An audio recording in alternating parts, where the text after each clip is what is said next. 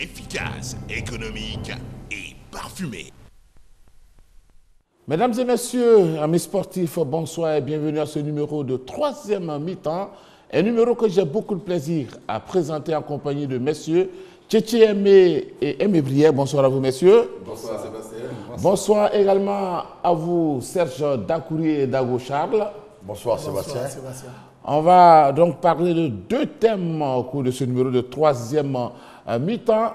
L'AS Tanda, qui est donc le champion de Côte d'Ivoire, saison 2014-2015, et puis les 4 représentants de la Côte d'Ivoire aux Coupes africaines. Messieurs, voici donc ces deux thèmes qui nous intéressent ce soir. Tout de suite, on va parler de l'AS Tanda, qui a terminé donc en tête du classement. L'AS Tanda qui a tout fait pour ne pas que la SEC Mimosa devienne champion de Côte d'Ivoire, et l'AS Tanda qui a terminé en beauté. Alors, avec vous d'abord, Aimé Brière, quelles sont les clés du succès de cette équipe? Eh bien, il y a d'abord l'organisation. L'organisation sur le terrain et l'organisation en dehors du terrain. L'organisation sur le terrain, eh bien, le président de l'AS Tanda, Yeboué, n'a rien inventé. Il a cherché des joueurs du cru qui étaient de grande qualité. Et il a fait preuve de discernement dans le choix de Christopher Aefemi, dans le choix de Boakofi David, dans le choix d'Enza Diabaté, qui a joué à la SEC et à Benjerville. Il les a confiés donc à un encadrement technique opérationnel.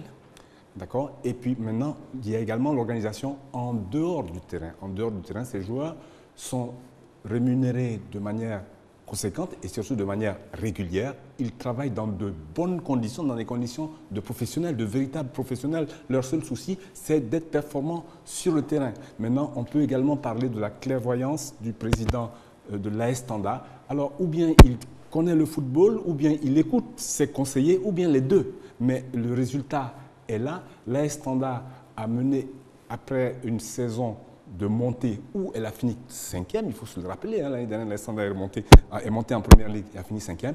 L'AS Tanda a tiré les leçons de cette première saison et l'AS Tanda s'est procuré les armes pour réaliser la performance que tout le monde connaît aujourd'hui et pour laquelle, eh bien, ils doivent tous être confondus dans le même compliment: président, entraîneur, encadreur et joueur. Alors, Tchétché Aimé, on va rester avec vous pour parler toujours des clés du succès de cette équipe. Écoutez, c'est le rêve d'un homme, le président Yeboah, c'est vrai, qui s'est réalisé. Il voulait, depuis faire de sa région le berceau du football ivoirien. Il l'a réussi, on peut le dire qu'il l'a réussi. Ce n'est pas seulement en football, il y a le handball aussi. Mais attardons-nous un peu sur le football pour dire que il s'est donné les moyens de ses ambitions, recruter les meilleurs joueurs de la place j'allais dire, en les débauchant pour certains qui étaient encore sous contrat. Et il a réussi son coup. Il a pris un entraîneur qui était à l'époque à l'académie, à Ivoire Academy, celui qu'on appelle Jimmy, pour mettre ses joueurs en confiance. Il leur a proposé des objectifs auxquels et l'entraîneur et les joueurs ont adhéré. C'est vrai qu'ils ont failli baisser les bras quand Jimmy est parti en stage au Canada.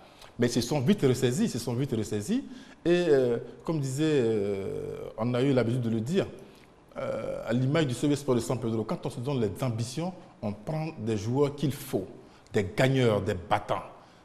Aefemi était en fin de contrat, il l'a pris avec le Stella. Boakofi David, meilleur buteur du championnat précédent, il l'a recruté. Zawobu Romeo, qui était au Sporting Club de Gagnoa, qui a fait les films, qui a fait un peu partout l'équipe, il a pour lui l'expérience. Il est venu avec les joueurs de l'AS Tanda. Ensuite, le buteur, celui qui marque le dernier but, Samassi, c'est quelqu'un qui vient tout droit de la 10e division. Il était avec l'équipe de Boaké FC. Il l'a recruté parce qu'il a des ambitions. Et c'est ça, quand on a des ambitions, on se donne les moyens. Et donc, voilà. Et puis, les joueurs se sont libérés.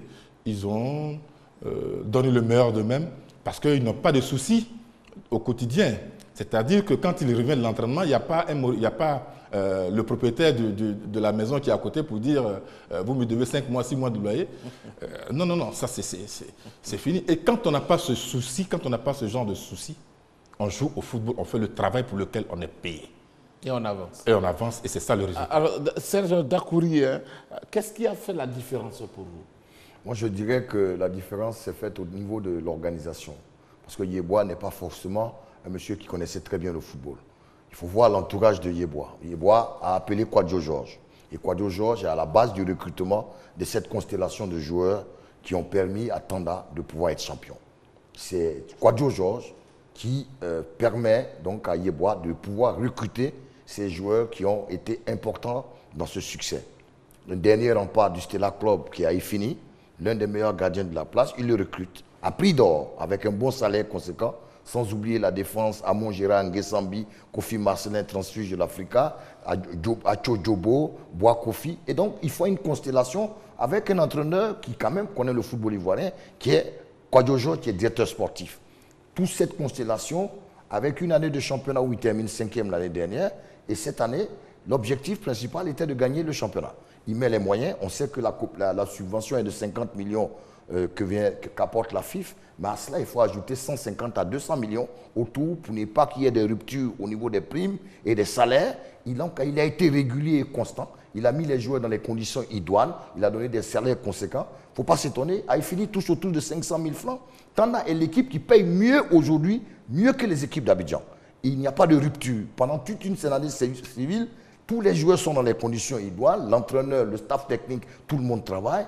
Et Jimmy, aidé de Kwadjo Georges, ont mis une tactique, une maîtrise collective. Jimmy est parti, mais ça n'a pas forcément permis, ça n'a pas changé la donne, puisque la maîtrise collective, il y a eu des tâtonnements avec Kessier, mais Kofi est venu par la suite et a suivi le cheminement. Mais comme on dit, c'est la force financière et la constance vis-à-vis des besoins des joueurs de Yeboah Sévérin. Il faut le dire, c'est le seul capitaine à bord, il a mis beaucoup de moyens et les moyens ont été mis dans les meilleures conditions et les joueurs ont donné le meilleur de même pour arriver à ce stade-là. Pour moi, c'est la force d'un homme qui a sorti son chéquier pour permettre à cette équipe d'arriver à ce niveau. Alors, Dagochal, qu'est-ce qui a fait la différence selon vous? Moi, je pourrais, pour ne pas trop répéter ce que tous mes collègues ont dit, résumer cela en un seul mot, l'expérience. Tant au niveau des joueurs qu'au niveau de l'encadrement technique. Oui, les joueurs sont tous expérimentés. On les a déjà cités. L'encadrement technique est aussi expérimenté.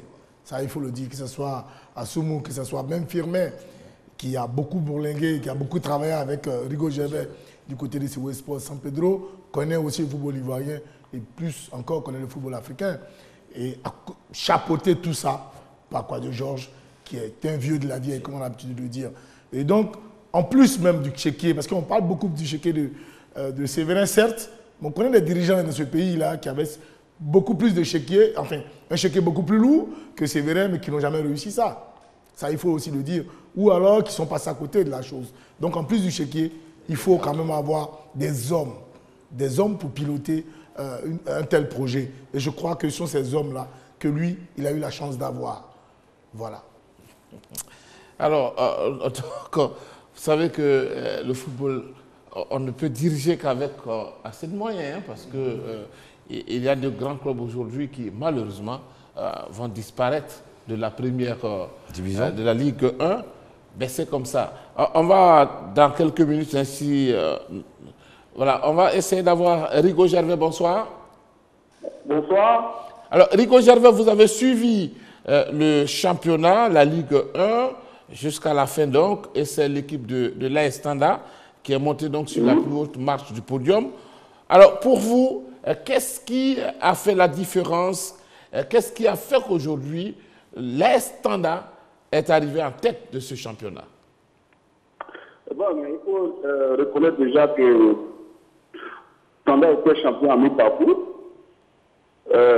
Même quand Tanda a été relégué à la 3e place, à 8 points de la tête, et ils ont eu le caractère nécessaire pour pouvoir revenir dans le championnat.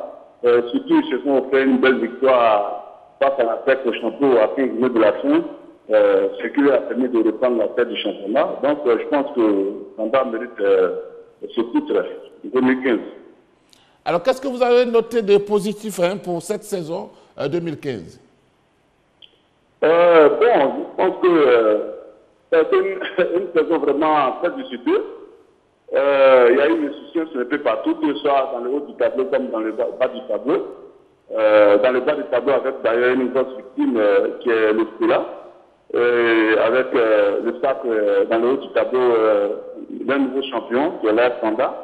Il faut reconnaître aussi que le championnat a été amplement discuté, surtout le champion en titre qui est le Séoul Sport de San Pedro n'a même pas eu le temps de défendre son titre.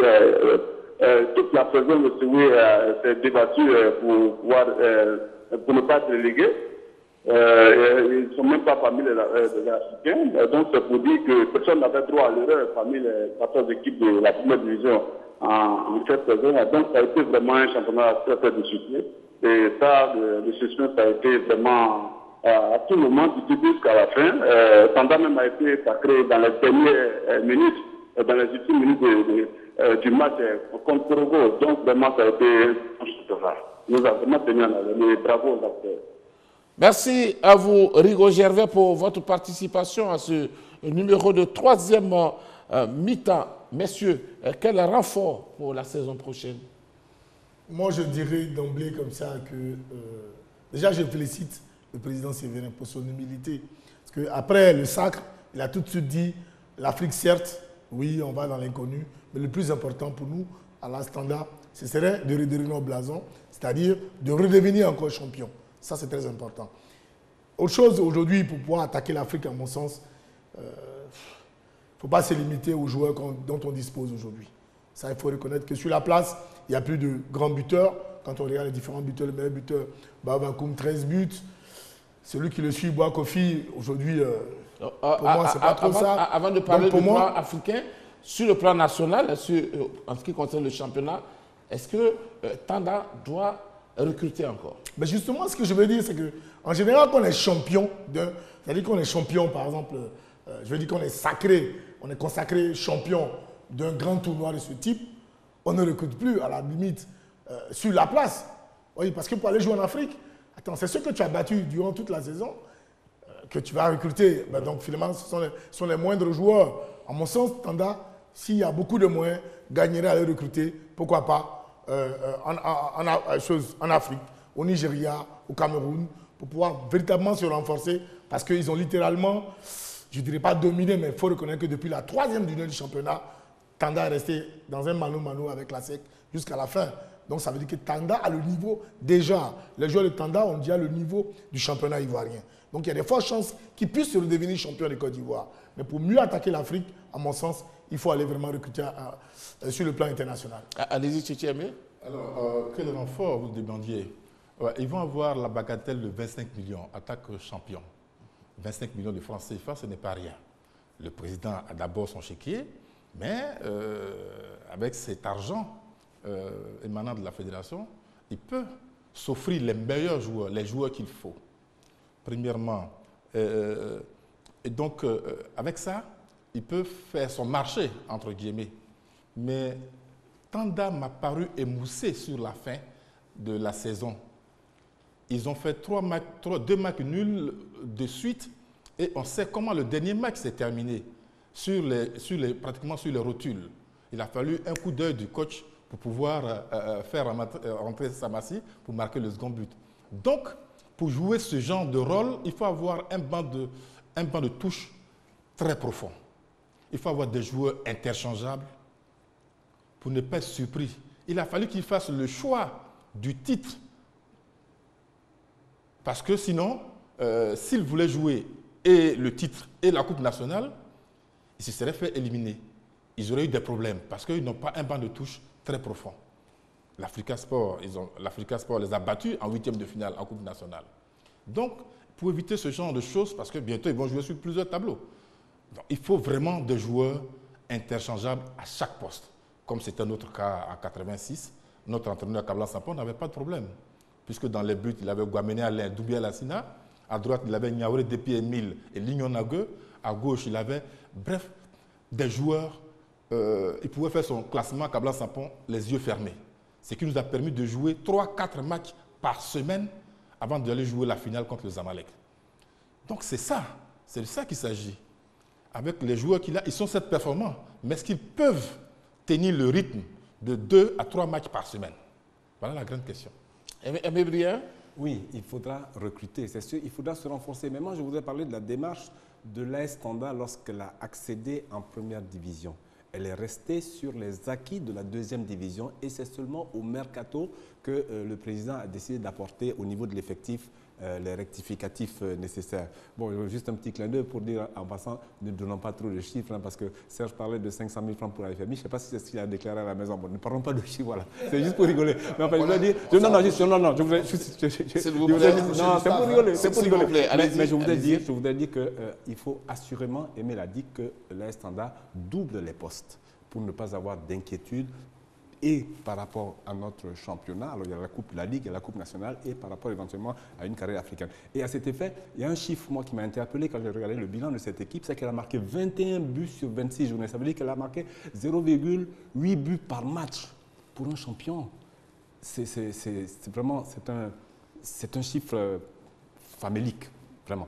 Il y a déjà quelque chose à faire dans ce sens-là. Comme pour tous les clubs de la Ligue 1 d'ailleurs, hein, eh bien, il faut que cette équipe de l'AS Standard renforce son potentiel offensif. Et quand on pose ce problème, on s'aperçoit que les grands talents ne courent pas les clubs de notre championnat de Ligue 1. Il faut bien le dire. Hein. Les grands talents sont tout de suite sur le départ.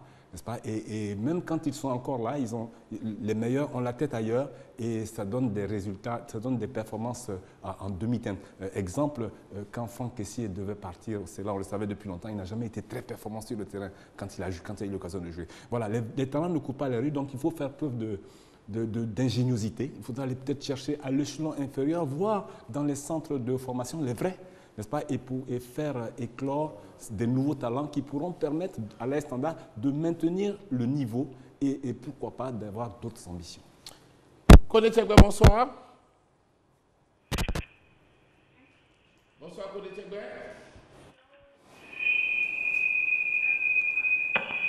Alors, je pense qu'on va réessayer encore. Alors, messieurs, est-ce que vous pensez que l'AS Standard peut conserver son titre? Oui, moi je pense que l'AS Standard peut conserver son titre. Hein. Si elle garde cette même ossature, qu'elle se renforce à l'international. J'y tiens. Parce que on connaît des équipes ici qui n'ont pas voulu se renforcer comme il se devait. Et tranquillement, elles sont descendues. Donc pour moi, si l'AS Standard conserve son ossature, parce qu'elle tourne autour de 20-25 joueurs, garder au moins une dizaine, sinon 20 joueurs, puis se renforcer avec 5 internationaux, par exemple Nigériens, Camerounais, Tchadiens, Soudanais ou autres, des championnats où c'est des joueurs professionnels. Parce que quand tu veux jouer en Afrique, il faut aller recruter des joueurs professionnels, à mon sens, et non dans les centres de formation.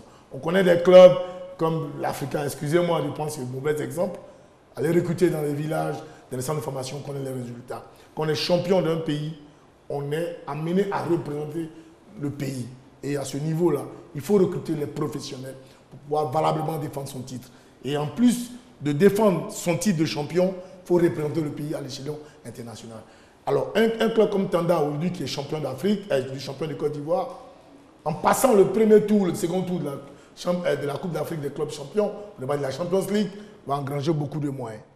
Et donc, ça va permettre à Séverin de reconstruire le club et ne pas trop faire appel à son chéquier. Donc, à mon sens, il faut que Tanda ait des ambitions beaucoup plus nobles, beaucoup plus nourries pour pouvoir attaquer véritablement l'Afrique. Donc, Tanda peut se maintenir, peut reconserver son titre. Kodé Tchekbe, bonsoir.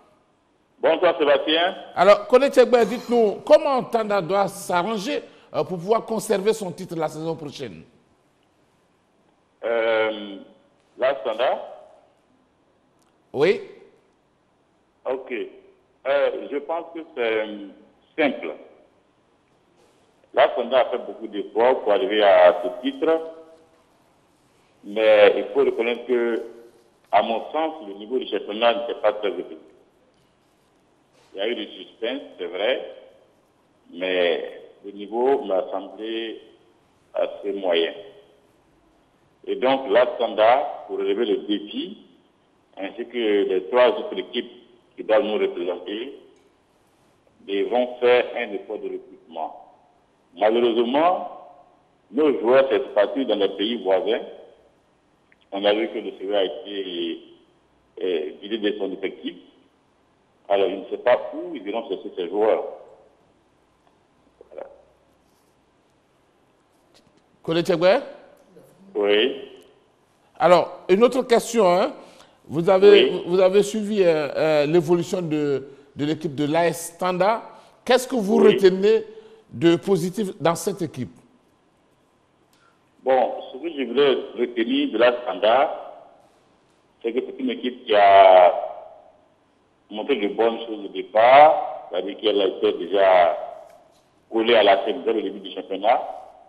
Ensuite, elle est passée devant. Mais malheureusement, l'équipe a fini difficilement le championnat. Beaucoup de matchs nuls, même à domicile. Alors, je me demandais bien si l'équipe pouvait toujours garder la tête du championnat. Donc, il y a le problème d'effectifs, c'est vrai, mais il faudrait que les encadreurs revoient aussi leur copie. Parce qu'une équipe ne doit pas plancher comme ça en fin de saison et en alignant des résultats en temps de suite. J'espère que le staff et le président, je voudrais dire le comité exécutif du club, vont faire l'état des lieux, ils vont s'auto-évaluer et vraiment défendre crânement le centre de la Côte d'Ivoire. Parce que ça a été une peine que nous ayons 4 places africaines. Ça a été une peine cette année due à l'effort de Séoué. Il ne faut pas les perdre immédiatement. Voilà. Merci beaucoup à vous, Koné-Tchegbe, pour votre participation à ce numéro de 3e mi-temps. Nous avons, messieurs, bouclé ce premier thème. Je vous laisse le temps juste de respirer un tout petit peu. Et puis, nous abordons le 2e thème.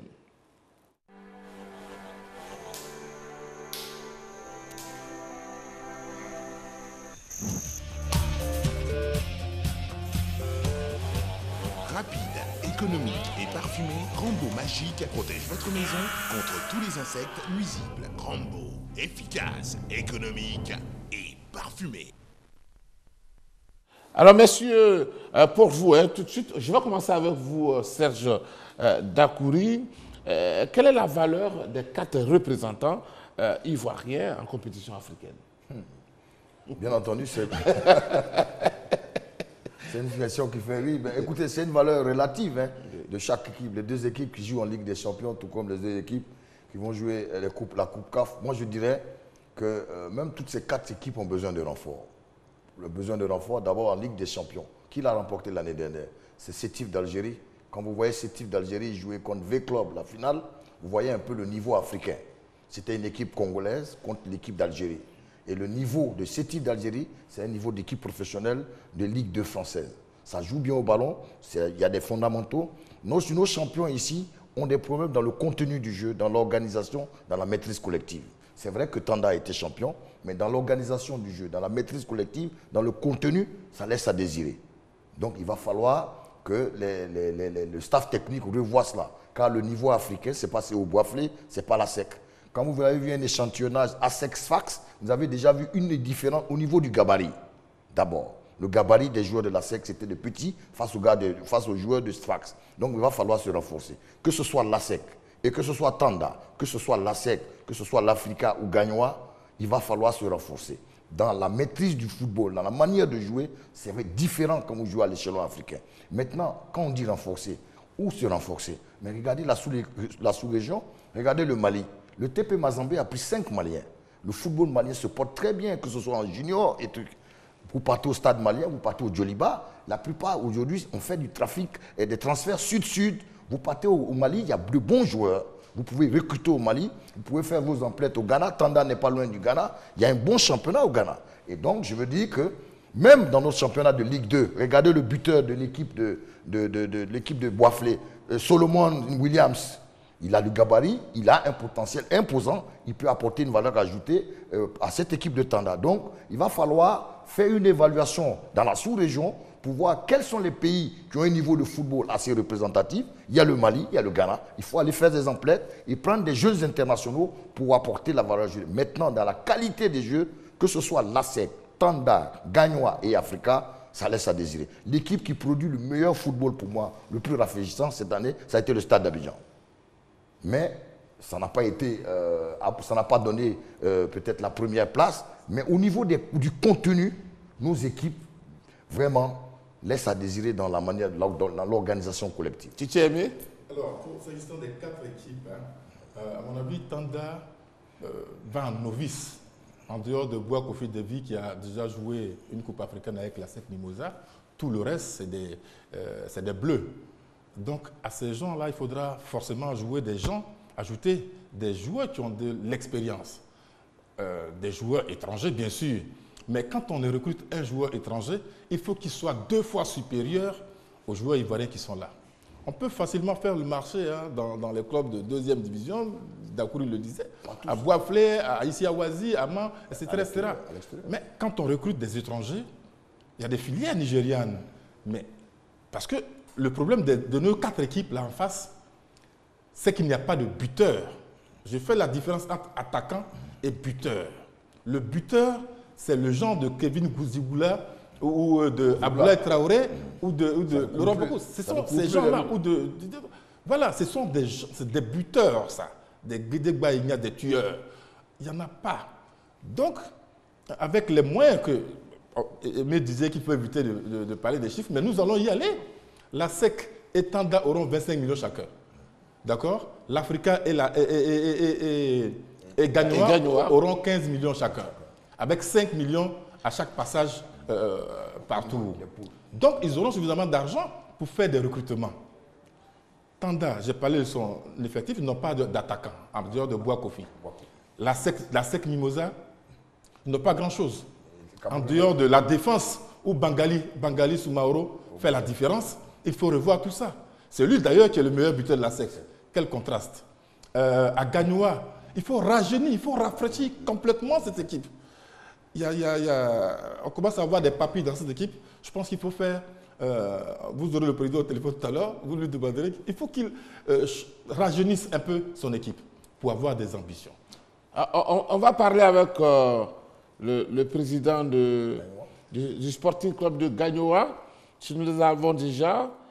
Bonsoir, président. Oui, bonsoir, grand frère. Alors, président, il y a une inquiétude déjà qui s'installe. Qu'est-ce que vous prévoyez pour attaquer l'Afrique l'année prochaine? Oui, actuellement, c'est un peu difficile, vu que vraiment, nous sommes seuls à supporter cette équipe. Donc, pour le championnat, simplement, nous n'avons pas eu d'aide. Donc, avec cette aventure africaine, ça va être vraiment difficile. Ça va être vraiment difficile pour le Sporting Club de Gagnoa. Parce que si le président du conseil régional, malgré toutes les tentatives, envers lui, n'arrive pas à même offrir même un bon décadrement de 5 000 au Sporting Club de Gagnoa, la mairie qui donnait 7 millions par an a prévu maintenant 4 millions. Bon, avec cela, comment est-ce qu'aller chercher des joueurs qui ont le niveau d'une Coupe d'Afrique? C'est d'être ridicule automatiquement. Parce que je me rappelle bien, quand j'ai pris l'équipe, c'était au temps du conseil général. On était en 2-2 à ce moment. Et le conseil général a donné 5 millions pour le Sporting. Maintenant que c'est devenu le conseil régional et le Sporting est la seule équipe de la région dans l'élite, on n'arrive même pas à lui donner 10 000 francs par an